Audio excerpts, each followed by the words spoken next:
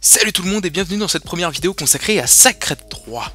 Le jeu est développé par King Games, un studio allemand, et je préfère vous prévenir tout de suite de la politique qu'adopte ce studio. Et je parle pas de la politique de l'autruche.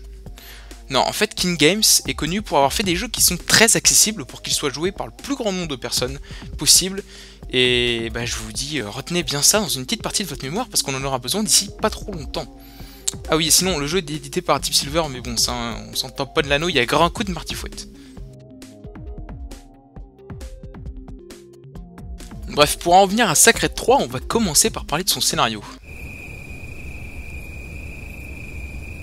Bah en fait, c'est bien là le problème. Le scénar est vraiment pas développé et pas intéressant. Du coup, de ce côté-là, bah, c'est assez décevant. Par contre, un truc cool, c'est que le jeu se prend pas au sérieux et qu'il est rempli de blagounettes, qui sont plus ou moins marrantes. Hein.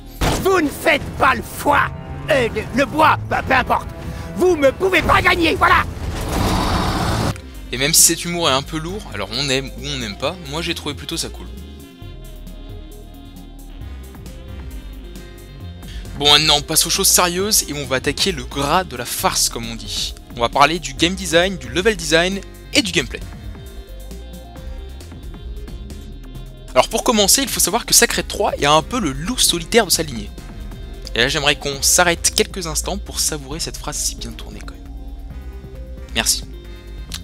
Cordialement, avec mes salutations distinguées. Donc Sacred 3, je disais, est complètement différent de ses aînés qui arboraient fièrement et avec dignité cette catégorie dans laquelle il se trouve le hack and slash. Du coup on pouvait s'attendre à également retrouver les mêmes dynamiques de gameplay dans Sacred 3. Mais que nenni! Et j'adore dire ça. Le jeu adopte cette fois un aspect très minimaliste du genre hack and slash. En gros, toutes les composantes RPG ont disparu, il n'y a pas de gestion d'inventaire, la gestion de sorts est vraiment réduite, et ça laisse place tout ça à une personnalisation qui est très simpliste. Et de plus, tous les férus de loot sont refoqués au rang de simples boosts des prix, puisque les seules choses que vous pouvez loot dans Sacred 3, c'est de l'or, des orbes vertes pour récupérer votre santé, et des orbes jaunes pour récupérer votre mana. Et vous débloquez vos sorts et équipements automatiquement en fonction de votre level, et si vous avez la bonne quantité d'or, mais ça, bah, c'est presque automatique. Et ça, tout ça là, bah, ça rend le jeu vraiment assez médiocre, et c'est ultra dommage. Ensuite, le fait que le jeu ne se déroule pas dans un monde ouvert, mais juste par niveau qu'on choisit sur une carte, le rend encore un peu plus décevant. On pourrait s'attendre à avoir des niveaux du coup au level design super léché, mais il n'en est rien, puisque tous les niveaux, et oui j'ai bien dit tous les niveaux, sont des couloirs avec des tas de mobs dedans qu'il faudra dérouiller pour trouver la sortie. Bah par contre en ce qui concerne les combats en eux-mêmes, Sacred 3 est vraiment cool, parce qu'on a vite la sensation de puissance et de jouissance de déglinguer des monstres à la pelle.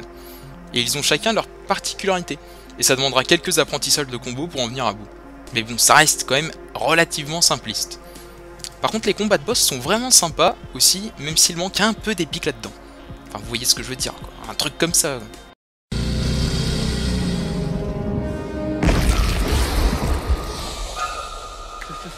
Phil?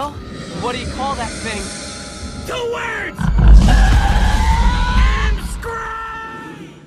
Ah ouais aussi, le jeu peut se jouer jusqu'à 4 en multi. Et alors là les amis, croyez-moi, ça peut vite devenir le gros bordel ultime de l'enfer. Avec des sorts qui partent de partout et votre barre de vie qui descend sans que vous ne sachiez comment. Bon allez c'est pas tout, mais faudrait peut-être parler un moment du côté visuel du titre, non?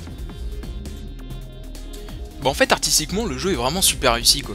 Les textures sont en général plutôt fines et la direction artistique est sublime. Donc de ce côté là pas de problème, les effets de lumière et les environnements qu'on découvre sont vraiment sympas, y a pas à dire. Et c'est vraiment très chouette de ce côté là. Bon si vous avez pas compris en fait ça c'est un bruit de chouette. De plus les designs des mobs et surtout des boss sont plutôt cool. Ils sont plutôt soignés en fait. Sans oublier bien entendu les artworks plutôt sympas entre chaque mission qui aident au déroulement du scénario. Bah genre ça fait comme une BD quoi, sauf qu'il n'y a pas de bulle, et que c'est pas dans des cases, et que c'est pas un livre. Mais sinon c'est tout pareil. Hein. Bon moi perso il y a juste une chose qui me chiffonne. Ça. Ça bordel de merde c'est dégueulasse, on est d'accord? On dirait l'écran de fin de mission Dynasty Warrior 3 les mecs.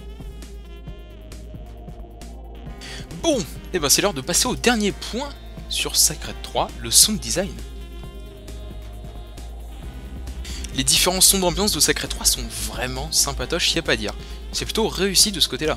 Mais le côté que j'ai vraiment trouvé cool en fait, c'est les doublages français. On sent bien que les mecs étaient vraiment à fond derrière leur micro et ça donne vraiment un petit plus au jeu. Et ça aide aussi à rire à certaines vannes qui sont pas forcément trop marrantes en plus. Et maintenant, le Talicus va vous attaquer, vous mâchouiller et vous excréter. Et pour finir, les quelques musiques sont plutôt sympas. Enfin, il y a surtout un thème que j'ai bien aimé, et c'est celui-là.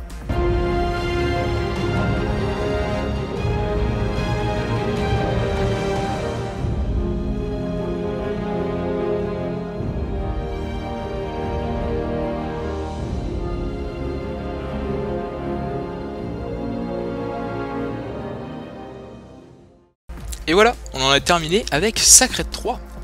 Mais par contre, du coup, si vous aimez les hack and slash, je ne peux que vous recommander plutôt les excellents Diablo 3 et son extension Reaper of Soul ou The Incredible Adventure of One 1 et 2 qui sont vraiment cool. Et du coup, on en a terminé avec cette vidéo. Et au final, on pourra dire que Sacred 3, c'est un sacré de moyen jeu.